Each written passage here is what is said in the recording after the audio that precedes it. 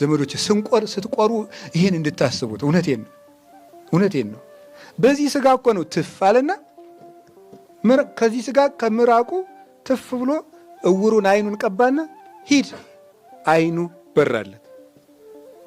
ይሄ ስጋ እኮ ነው እንዲህ ያለውን እጅ ዘርጋው እጅን መዘርጋት የ38ቱን በሽታ ይሄ ስጋ እኮ ነው። ተነስ አልጋን ተሸከም ብድግ። ይህን ስጋ እኮ ነው የምንቆርበው። ስትቆሩ ይሄን ሁሉ ጸጋ እንደምትቆርቡ ታውቃላችሁ። ይሄን ሁሉ ይዞ እኮ ነው ክርስቶስ ወደኛ የሚገባው። እንግዲህ ይሄን እድል ላይ የሰጠን እኔ እውነቴን ነው የምነግራችሁ ወገኖች። እኔው ክርስቶስ ሊመጣ ነው ብላችሁ እንድትፈሩ ሳይሆን ይሄ እድል ባካችሁ ያመልጣችሁ ነው።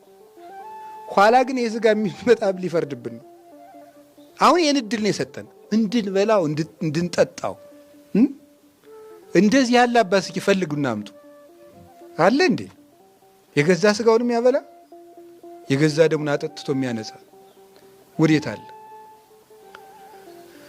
ክርስቶስ ይሄ ስጋ ሁሉ ያደረገ ነው።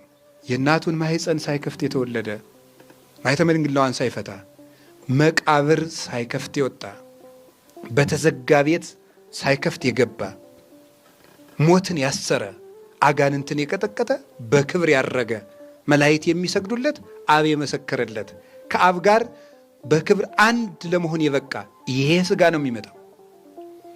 አባቶቻችን ለምን ሞቱ? ሰማዕታት ለምን ሞቱ? ግማሾቹ በመጋዝ የተሰነጠቁት ለምንድን ነው?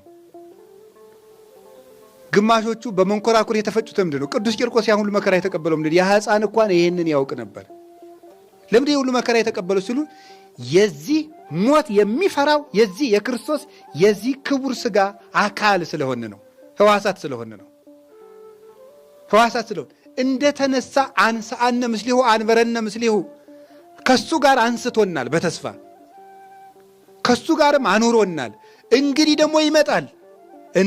እመጽእ ካይበ ወነሳክሙ ከመ ተሐልው አንትሙ ሀባሎ ከአነ ተመልሼ እመጣለሁ እናንተ እኔ ካለሁበት እንድትኖሩ ወስዳችኋለሁ ብሎናል። ሊወስደን ይመጣል እና ይምጣ።